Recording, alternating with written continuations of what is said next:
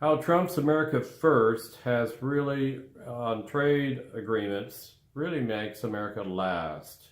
I'm Michael Fjetland. I've negotiated legal deals for American Fortune 500 companies and small ones in dozens of countries around the world and seen firsthand what it takes to sell American goods internationally. First of all, the phony fact number one, that trade agreements like NAFTA allow companies to move jobs overseas. Well, I got news for you. Newsflash. You don't need a trade agreement to move jobs overseas, folks. All you need is to move jobs overseas. All those jobs that went to China, starting with Walmart in the 90s, pushing all their suppliers overseas, there's no trade agreement with China.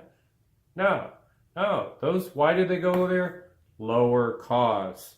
Why can you make a car at $25 an hour here per labor when the same labor in Mexico or India would cost $5 an hour, a fraction, to screw the wheel on the car day in, day out, day in, day out?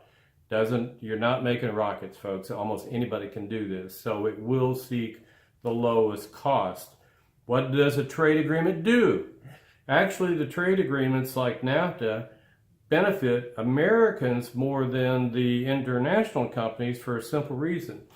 There are hardly any tariffs on products coming into America, which is great because when you buy that solar panel or washing machine, until now, you paid the pretty low price of whatever it took to make the thing wherever it was made.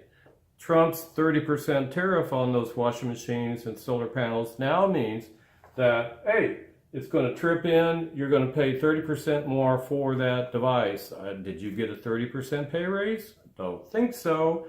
So basically, it's a tax, 30% on that product by tariff. This is what led to the Great Depression and all the countries that started doing trade tariffs ended up killing all the jobs, and therefore it made it even worse.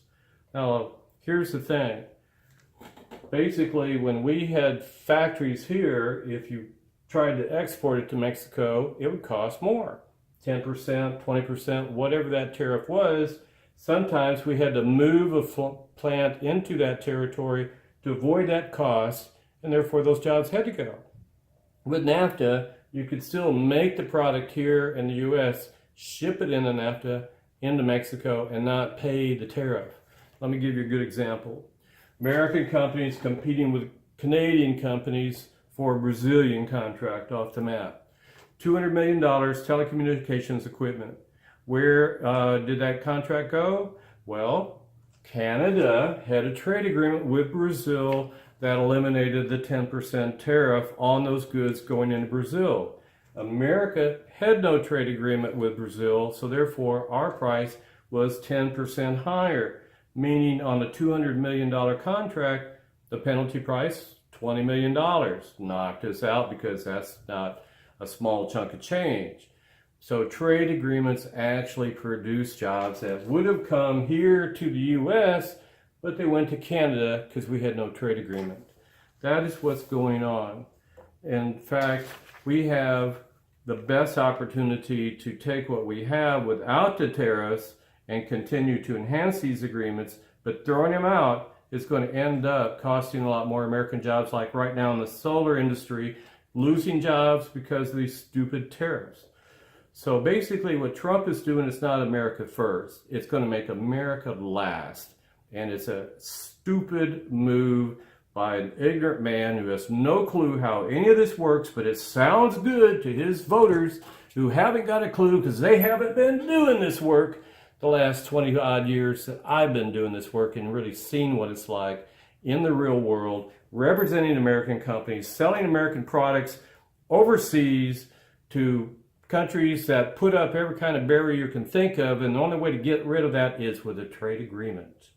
I wrote about a lot of this in my book, Better Times Ahead, aprilfool.com is the website. Check that out, learn a little bit, because don't be led astray by politicians peddling malarkey and trying to tell you that chicken salad is, not really chicken shit, because it's going to end up hurting more American jobs, just like the solar jobs that are going to be lost.